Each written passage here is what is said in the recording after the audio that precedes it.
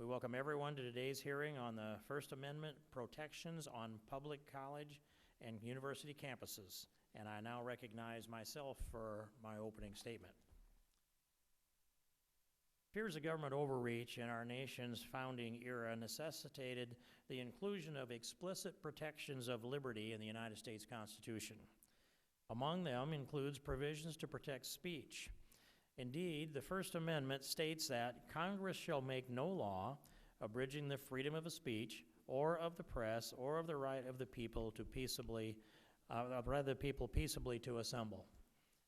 The Supreme Court has long held that the First Amendment applies to states and government entities, including public colleges and universities. While the First Amendment prohibits public colleges and universities from restricting free speech, it generally does not apply to private institutions because the First Amendment regulates only government conduct. And while acceptance of federal funding confers some obligations on private colleges, such as compliance with federal anti-discrimination laws, compliance with the First Amendment is not among these obligations. Today, our institutions of high learning have too often turned from being a marketplace of ideas to a dictatorship of ideas. Students, for example, no longer feel comfortable expressing ideas. According to a 2015 national survey released by Yale University's William F. Buckley Jr. program, 49% of students surveyed often, quote, felt intimidated to share their ideas, opinions, or beliefs in class because they were different than their professors and course instructors, close quote. According to the same survey, half of the students surveyed often, quote, felt intimidated to share their ideas, opinions, or beliefs in class because they were different than their classmates or peers, close quote. This is in part due to the administrative policies maintained by the institutions. These administrative policies, known as speech codes, are defined by the Foundation for Institutional Rights in Education, known as FIRE, F-I-R-E.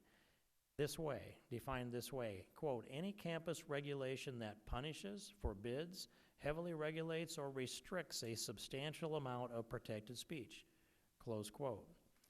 They come in a variety of forms, including restricting free speech to designated areas on campus called free speech zones, or banning offensive communication altogether. Not all what our founding fathers had in mind. Time and time again, courts have struck down these administrative policies. Nevertheless, we continue to hear that students are being prevented from engaging in all manner of expression. For example, Alliance Defending Freedom filed a lawsuit earlier this year regarding the arrest by campus police of a student and of Young Americans for Liberty supporters who were passing out copies of the Constitution on the sidewalk of Kellogg Community College in Battle Creek, Michigan. Last week, FIRE warned student newspapers about printing satire on April Fool's Day. The warning stated in part, disturbingly, colleges have indeed launched full-fledged investigations into newspapers following satirical editions, threatening the publications with loss of funding and future oversight by content review boards. Staff members have been subjected to sensitivity training, editors have been fired, newspapers themselves confiscated, close quote. A police state is what that sounds like to me, not the United States of America. And I happen to remember standing outside a Charlie Hebdo in Paris some months ago. I went there to witness the location of what it would be like when they come in with a speech code and slaughtered, I believe, 12 people in that place for their satire. In America, we stand up against that. These examples and the hundreds, if not thousands of stories that continue to arise reflect a dangerous trend. It was observed in the founding era by Benjamin Franklin, who was himself a great satirist, that without freedom of thought, there can be no such thing as wisdom and no such thing as public liberty without freedom of speech, close quote. It is therefore clear that we seek to maintain our form of government. To do so, we must uphold its fundamental principles. I think of some other circumstances, and I mentioned what happened in Paris.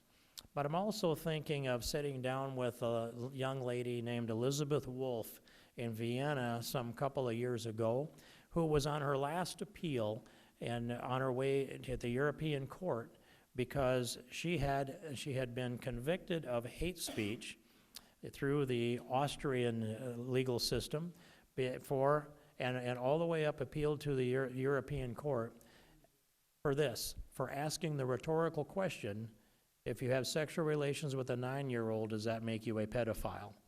That was politically incorrect, and she faced that criticism.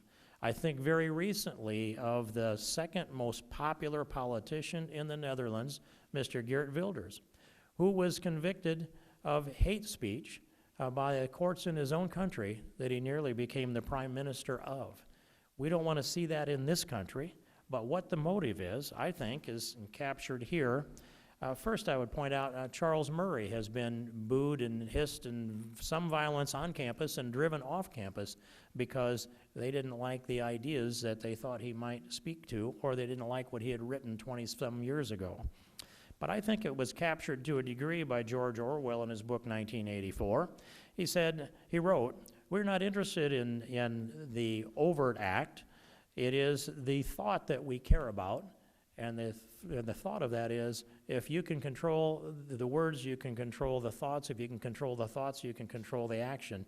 So this anti-hate speech thing and this suppression of our First Amendment liberties and this God-given First Amendment liberties in this country are being suppressed by political correctness, are being suppressed on the campuses across this land. And it's not just suppressing our freedom of speech. What it's doing is suppressing our freedom of thought. And a nation that doesn't have freedom of thought cannot cure its problems. That's why we have freedom of speech. So I would yield back the balance of my time and recognize a ranking member from Tennessee for his opening statement.